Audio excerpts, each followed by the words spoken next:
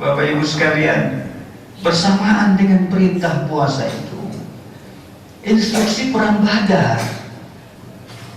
Perang Badar, Pak. Perang Badar diusir Rasul 55 tahun. Dia Nabi, dia Rasul, mimpin perang, tapi gak loyo. Kita baru hari ke-20, besok malam 21. Udah mulai lihat siapa imamnya di depan. Ini Nasution kayaknya imam. Kalau ini agak lemah ini kayaknya. Takbir aja Allahu Akbar. Berapa lama ini sholatnya? Ibu-ibu sujud duluan, Allah. Bangun, udah apa belum? Oh, belum. Kita yang datang yuk, semangat-semangat. Enggak boleh enggak semangat. Besok ini malam ini adik saya nih, anak saya yang imam ini.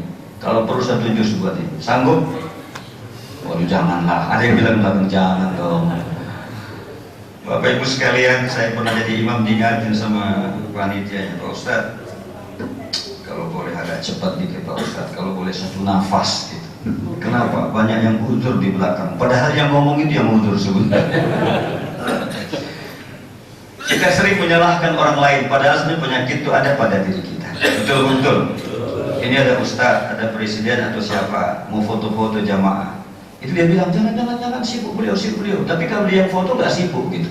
Itulah kebanyakan orang tidak peduli dengan orang lain, mempedulikan dirinya sendiri. Ramadan ini datang supaya kita peduli dengan sesama. Karena itu saya ingin cerita buka puasa saja. Boleh Pak? Ini berapa menit Ustaz Khairul? 10 menit? Kecepatan. Lagi-lagi nih mau ditausiahi lama kok 10 menit. Gak jadi dah kalau 10 menit cerita itu. Bapak Ibu sekalian, ada 4 wanita di dalam beberapa hadis Rasulullah SAW yang direkomendasikan Rasul untuk kita belajar kepada wanita-wanita itu. Siapa itu? Maryam, ibu kita Maryam. Pak, saya yakin Bapak mengejar khatam Quran bulan ini, betul? Ada yang 2, ada yang 3, ada yang 4. Saya minta sekali saja dari sekian banyak khatam itu, sekali baca terjemahan Quran itu, supaya kita paham apa yang kita baca. Nanti kalau sebut cerita Maryam, yang kebayang kita surah Maryam. Oh tidak, saja di surah Maryam. Lihat nanti Al-Baqarah 34 sampai 46 misalnya. Ini bicara tentang bagaimana Imran, surah Ali Imran. Bagaimana Imran sebagai seorang ayah pernah bernazar, nanti aku kalau punya anak akan ku berikan kepadamu ya Rabb untuk menjaga Baitul Maqdis. Itu di mana? Surah Ali Imran, maka namanya Ali Imran, keturunan Imran. Di mana lagi surah Al-Maidah? Kenapa namanya Al-Maidah? Di mana lagi? Di surah Maryam itu sendiri. Cuman kita baca surah Maryam kan ibu kalau lagi hamil. Ada 2 surah menurut survei yang sangat banyak dibaca ibu-ibu ketika hamil. Surat apa? Yusuf dengan surat. Kenapa dibaca 2 surah itu? Karena Pak Kiai ngatain gini, ngomongin gini, ntar kalau anak mau kepingin cakep, kepingin ganteng, bacalah surah Yusuf dan surah Maryam. Saya nggak salahin para kiai, karena memang hobi kita ini diiming-iming. Kalau ada iming-iming, orang rajin. Kemarin saya ke BSD, di depan tuh ada TV, ada macam-macam hadiah Pak, sampai mesin cuci, sampai TV. Saya tanya ketua masjidnya, ini untuk apa? Kita kasih hadiah siapa yang paling rajin sholat subuh ke masjid. Rame Pak, karena ada hadiah TV dan ada hadiah mesin cuci. Tapi di sini alhamdulillah nggak ada hadiah Ustaz Khairul ya, malah ditodong malam di 25.000 1 nasi kotak. Gitu. Itu baru namanya mujahid. Bapak Ibu sekalian, Maryam dibaca surah Maryam, kenapa? Supaya cakep? Enggak. Kenyataannya dibaca surah Yusuf, baca surah Maryam, lahir anaknya nggak cakep juga, nggak ganteng juga. Protes sama kiai. Kata kiai kalau baca surah Maryam cantik, baca surah Yusuf ganteng. Emang kenapa Bu? Anak saya nggak ganteng, nggak cantik. Lihat dulu bapak emaknya siapa. Kenapa? Karena kita kembali kepada Al-Quran pada saat-saat tertentu. pada saat lagi hamil, pada saat lagi ada problem, pada saat dalam maulid Rasul, pada saat ada Ramadan. Hebat, Quran itu tidak rapi lagi susunannya, karena setiap orang pegang Al-Quran. Tapi setelah itu goodbye. Enggak begitu. Jangan. Tadi ayat dibacakan Imam. Ya ayyatuhan nafsul mutmainnah irji'i ila rabbiki radiyatan mardiyah fadkhuli fi ibadi wadkhuli jannati. Allah, saya nggak tahu kenapa beliau baca ayat itu tadi. Diambil ayat pertama tentang ayo hati-hatilah terhadap anakmu dan istrimu, itu akan menjadi hiasan dunia semata kalau kita nggak pandai ngurusnya. Di ujung ayat, ya ayyatuhan nafsul mutmainnah, surah Al-Fajr. Ini maknanya baca Al-Quran, ayat yang ditampilkan harus paham gitu. Maka saya mengajak kita semua, yuk dari sekian banyak khatam, baca ayatnya, baca terjemahan. Yang kedua adalah Aisyah. Aisyah itu wanita yang berada dalam naungan atau kelolaan seorang yang namanya Fir'aun, tapi akidahnya tidak lari Pak. Berbeda dengan ada dua wanita yang disebutkan dalam surat At-Tahrim, yaitu istrinya Nabi Lut dan istrinya Nabi Nuh. Istri Nabi Lut seorang wanita yang merekomendasikan bolehnya 7-Eleven dan homoseks. Berhadapanlah dengan seorang nabi, suaminya sendiri, Nabi Lut alaihissalam. Bapak Ibu sekalian, kejahatan manusia yang luar biasa itu hari ini dalam tanda kutip itu masih Pak terjadi di sekitar kita. Beberapa hari yang lalu kita baca berita laki-laki membunuh laki-laki, perempuan membunuh perempuan. Dalam psikolog kriminal Pak, seorang laki-laki yang punya pasangan laki-laki, berteman dengan laki-laki lain, itu sadis Pak, dia bunuh dan sanggup dia bunuh. Begitu juga yang perempuan. Inilah dampak dari ketika melawan sunnatullah. Sekucing-kucingnya kucing tidak akan mau kawin sejenis. Ada pernah lihat kucing sejenis kawin Pak? Gak ada. Sekucing-kucingnya kucing. Ini anak-anakku mahasiswa, mereka paham itu. Boleh lakukan survei itu. Anak-anakku mahasiswa, boleh tanya itu. Anak saya mahasiswa, dia bilang, ngeri. Padahal lagi S2. Jangankan di S1, di S2 muncul. Mohon maaf, ini penyakit. Saya kebetulan ketua pusat dakwah perbaikan akhlak bangsa Majelis Ulama Indonesia. Jadi secara pelan-pelan Pak melakukan riset. Makanya saya nggak ceramah Ramadan Pak, ceramah kondisi lingkungan yang terjadi di sekitar kita. Karena itu belajarlah katanya kepada yang namanya wanita-wanita yang sesungguhnya dipelihara dan di bawah naungan para nabi, istri Nabi Lut dan istri Nabi Nuh. Tapi mereka bandel yang menolak ajaran Allah, padahal suaminya adalah nabi. Maka Ustaz Khairul mengundang saya ke sini, jangan lihat saya, lihat anak dan istri saya, lihat keluarga saya. Kalau saya sudah aman menyelesaikan tugas itu, baru boleh ajak ke sini sebagai tausiah. Karena tantangan kami sebagai dai Pak, atamuruna nas wa tansawna anfusakum. Terkadang kita bisa ngasih tahu orang lain, tapi untuk ngasih tahu anak keluarga paling berat Pak. Setuju? Setuju. Iya Pak. Iya Pak. Jadi Ustaz Khairul jangan undang saya ke sini kalau belum survei siapa saya dan siapa keluarga saya. Iya Pak. Betul. Ini berat Pak. Sebagai dai itu nggak mudah. Penyampai dakwah itu nggak mudah. Dan Bapak hari ini mungkin akan mencek siapa itu Mas Ulin, lihat keluarganya segala macam. Kenapa sekarang netizen itu kan luar biasa. Karena itu yuklah kita yang menjadi contoh. Ini orang-orang masjidan ini orang-orang pilihan ini. Amin. Yang ketiga adalah yang disebut dengan Aisyah tadi sudah. Yang ketiga adalah Ummi Khadijah. Allahu Akbar. Siapa yang gak kenal dengan Ummi Khadijah? Khadijah adalah istri Nabi kita Muhammad SAW, wanita pertama yang muslimah. Dan dari rahim Ummi Khadijah itulah lahir berapa orang anak Rasul? 5, 6, 7.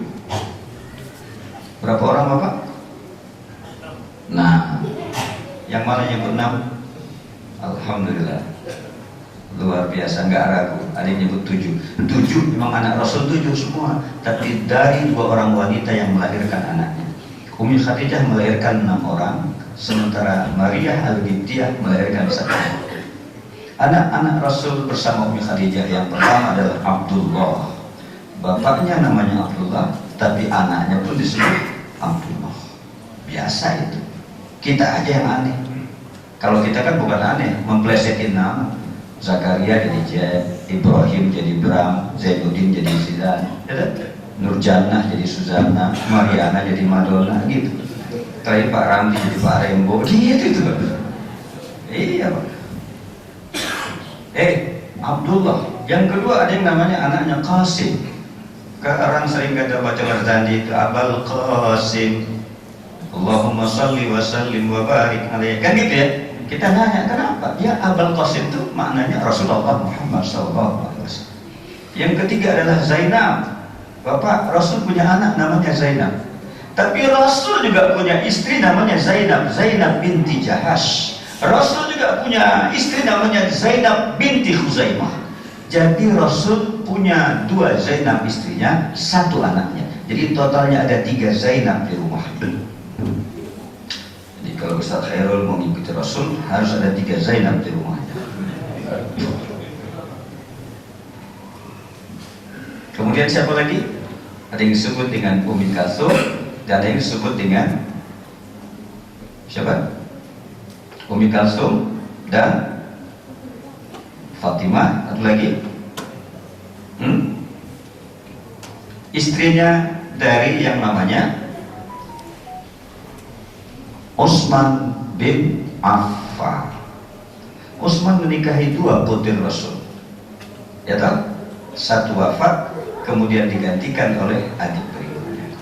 Kemudian siapa lagi? Fatimah. Fatimah itulah putri Nabi kita Muhammad SAW yang menjadi istrinya Ali bin Abi Thalib. Bapak Ibu sekalian, kenapa saya cerita 4 wanita pilihan ini?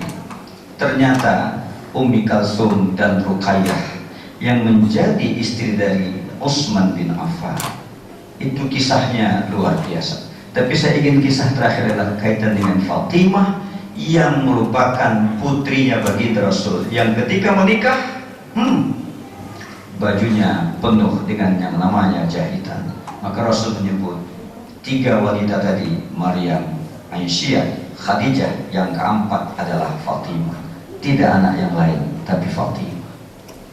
Fatimah itu menikah penuh dengan jahitan bajunya. Jahitan maksudnya banyak sobekan di situ. Tapi supaya menutupi sobek itu dikasihlah bunga sehingga kelihatan cantik sekali Fatimah. Harusnya anak wanita yang dinikahkan dia minta segala sesuatu keindahan untuk menghantar ke pernikahannya, tapi dia tahu Rasulullah bukanlah orang yang kaya, maka dia istiqomah menerima keadaan itu. Maka ketika dinikahkan dia tidak rewel dan tidak minta apa-apa. Kenapa? Karena dia tahu maknya pun yang bernama Ummi Khadijah memiliki hampir 2/3 aset kota Makkah, tapi seluruhnya habis untuk perjuangan Islam. Ketika ia sakit, berada di pangkuan baginda Rasul, Rasul menetes air matanya mengenai tubuh Khadijah. Ketika itu Khadijah berkata kepada suaminya, "Ya Rasulullah, kenapa menangis?" Rasul bilang, "Wahai istriku, dulu engkau orang yang paling kaya di kota Makkah. Hari ini bajumu saja penuh dengan jahitan. Dan hari ini engkau begitu ikhlas melepas hartamu untuk perjuangan Islam. Aku merasa perlu banyak bersyukur dan berterima kasih." Ketika telah Khadijah mengatakan, "Wahai suamiku baginda Rasulullah, andaikan aku wafat, kemudian tulang belulangku masih diperlukan untuk jembatan menyeberang lautan dalam menyampaikan dakwah, ambil itu tulang belulangku sebagai jembatan menyeberang untuk dakwah." Kira-kira ada kita punya istri begitu kan? Makanya Bapak, hidup ini ada 2 kata Rasul, syukur dan sabar. Kalau Bapak punya istri cakep, bersyukurlah. Kalau Ibu punya suami tidak ganteng, bersabar. maka pulang ke rumah silakanlah saling menengok siapa di antara kita yang bersyukur dan bersabar. Terakhir Fatimah adalah yang keempat. Fatimah inilah yang ingin saya ceritakan di ujung tausiah ini. Ketika pada satu hari baginda Rasul mengajak sahabat-sahabatnya untuk berbuka puasa di rumahnya Fatimah. Kalau cerita buka puasa Pak, aduh sekarang banyak modenya. Saya jujur saja, saya sekarang buka puasa itu Pak Zain, saya udah malas sekarang. Diundang di mall di mana-mana. Kenapa? Lebih banyak tidak sholatnya daripada sholat. Setuju Pak? Mereka puasa tapi nggak sholat. Yang paling kiri pakai jilbab, tetap makan saja sampai isya berkumat. Ada yang pakai peci udah mau isya baru sholat maghrib. Saya pikir ini bahaya bagi kehidupan generasi kita ke depan. Karena itu Rasul mengajak sahabat untuk buka puasa di rumahnya Fatimah.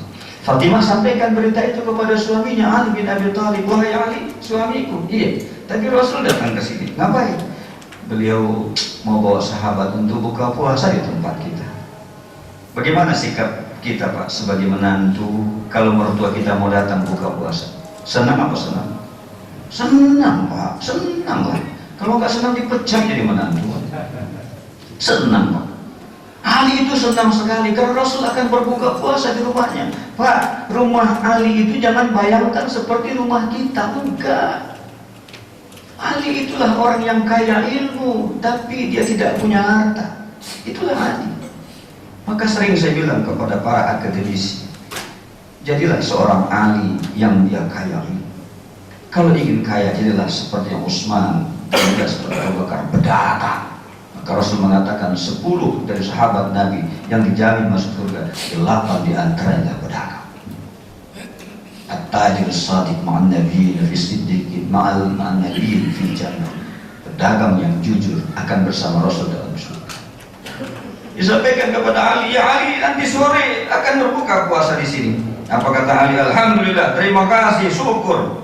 Tapi wahai istriku, bagaimana mungkin kita menyambut Rasulullah untuk berbuka puasa sementara di rumah ini, jangankan untuk menyambut Rasul, kita sendiri pun belum ada yang mau dimakan. Kalau disediakan ada kurma, kurma, nggak ada Pak. Terus apa kita tolak? Tidak, kita harus sambut. Caranya piye kata Jo? Caranya piye? Gimana caranya? Ya sudah, apa yang ada di rumah ini kita jual lah, kata Ali. Bahasanya begitu. Dicari-cari Pak, kira-kira apa yang paling mahal di rumah Ali? Ada handphone? Enggak ada. Enggak Pak, enggak ada handphone bermerek di situ. Kalau handphone Indonesia kan macam-macam sesuai dengan nama suku. Kalau kami orang Batak, merek handphonenya Ericsson.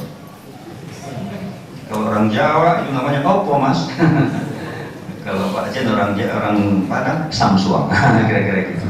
Enggak ada Pak. Apa ada sertifikat tanah? Enggak ada Pak.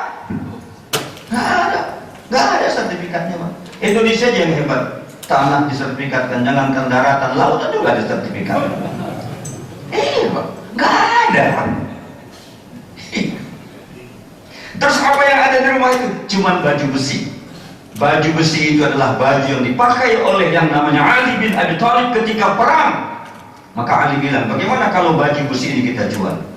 Apa kata Fatimah? Ya suamiku, kalau itu kita jual, entar terjadi perang kita pakai apa? Suamiku pakai apa? Dipikir-pikir, akhirnya Fatimah mengambil kalungnya. Maka judulnya adalah Seuntai Kalung. Diambil kalung. Kalung itu dari siapa? Dari yang namanya paman baginda Rasul yang bernama Hamzah. Ingat Hamzah? Kalau Bapak ke Bukit Uhud dibawa ketika umroh, pasti disebut disinilah syahidnya Hamzah ketika perang Uhud. Dia punya kalung dikasih kepada Rasul, Rasul kasih kepada putrinya Fatimah. Itu kalung diambil Pak. Diambil kalung dikasih kepada suaminya Ali. Ali bawa dan untuk pergi belanja. Diharapkan yang belanja laki ya. Beda dengan kita kan, kalau kita kan yang belanja siapa? Ibu. Ini kan dekat mall sekarang sih, hebat sekali, strategis sekali. Makanya kalau ada di antara bapak yang menemani ibu belanja, nih 2 jempol Pak, 2 jempol. Saya dah nyerah Pak, nggak berani saya menemani istri belanja. Saya bilang kalau belanja cukup kamu aja. Kenapa? Itu dari ujung ke ujung masih survei harga Pak, belum beli Pak, masih survei. Bagus Pak. dijual kalung, dibelilah belanja, dibeli. Mau pulang nih. Begitu mau pulang banyak yang minta. Khamsat riyal, asyrat riyal. Kayak kita dengar kata kita sekarang lah. Itu Ali langsung kasih, Pak. Ludes, habis Pak dikasih. Ludes. Dia pulang bawa keranjang kosong. Istrinya nanya, ya suamiku udah dijual kalungnya, sudah belanja, mana belanjanya? Itulah masalah. Kenapa? Tadi begitu saya mau pulang banyak yang minta. Untuk apa itu? Oh, bukan untuk makanan etika, bukan Pak. Habis Pak semua. Terus dia pulang bawa keranjang, iya Pak. Terus habis. Kira-kira kita kalau kita seperti Ali tadi pulang bawa keranjang kosong setelah kalung istri kita jual, kira-kira bagaimana sikap istri kita Pak? Kayaknya sama penyakit kita Pak ya. Itu akan terjadi perang Bratayuda Pak. Suami akan dikasih tahu istri, soalim lo udah jual kalung, soalim lo gitu Pak. Tapi apa kata Fatimah? Bu, ini jawaban Fatimah yang luar biasa. Pantaslah wahai suamiku Ali, engkau punya sifat seperti itu. Kalau bukan begitulah sikapmu, engkau tidak akan menjadi menantu Rasulullah Sallallahu Alaihi Wasallam. Kisah ini masih panjang, tapi endingnya begini. Begitu buka puasa sudah mau dekat, kalung sudah dijual, Ali itu sudah mulai bingung Pak. Tapi dia ingat ayat, wa idza sa'alaka 'ibadi 'anni fa inni qarib. Kalau ada yang bertanya kepadamu ya Muhammad tentang aku, kata Allah, katakan aku dekat 10 malam terakhir. Jangan lupa. Ujibu da'watad da'i idza da'an. Akan ku mustajabkan doa orang-orang yang berdoa kepadaku. Falyastajibu li wal yu'minu bi. Dengan syarat mereka itu kalau minta ya minta, tapi apa yang aku suruh laksanakan, apa yang aku larang tinggalkan. Wal yu'minu bi, benar-benar beriman kepadaku, kata Allah. La'allahum yarshudun. Itulah orang yang cerdas. Ali itu cerdas. Dia mikir, ya sudah wahai istriku, saya berangkat aja dah ke rumah Utsman, ke rumah Abu Bakar, ke rumah Umar. Ngapain? Ya siapa tahu ada yang bisa dipinjam untuk beli perbukaan amal sore hari. Dia berangkat ke rumah Abu Bakar As-Siddiq. Belum sampai di rumah Abu Bakar, Abu Bakar dah keluar duluan dari rumahnya. Rumah waktu itu rumahnya biasa aja Pak. Abu Bakar bilang begini, ya Ali, sudah pulang aja. Tadi Rasul sudah datang mengundang kami, insya Allah kami datang. Kira-kira kalau di ngomongan begitu Bapak sanggup nggak minjam? Masa? Datang ke rumah Umar begitu, datang ke rumah Utsman begitu. Ali pulang enggak? Dia masuk ke masjid, dia yakin wa idza sa'aka ibadi anni fa inni qarib. Salat dia di situ. Maka besok Ustaz Khairul, Ustaz Nasution, kalau ada besok maghrib masih ada jamaah duduk di sini, itu aja pasti ada masalah itu. Setidaknya nggak ada buka puasa. Ya Allah. Berdoa. Nggak berapa lama Abu Bakar datang. Itulah feelingnya seorang Abu Bakar. Begitu dia lihat Ali berada di Masjid Nabawi, dia pulang, dia tanya itu Umar, ya Umar, apakah tadi Ali datang? Iya. Ya Allah, Rasul mengingatkan kita dengan cara metode dakwahnya, bagaimana kita bisa peduli dengan Ali bin Abi Thalib. Dia datang ke rumah Abu Bakar, dia datang ke rumah Umar, dia datang ke rumahnya Utsman.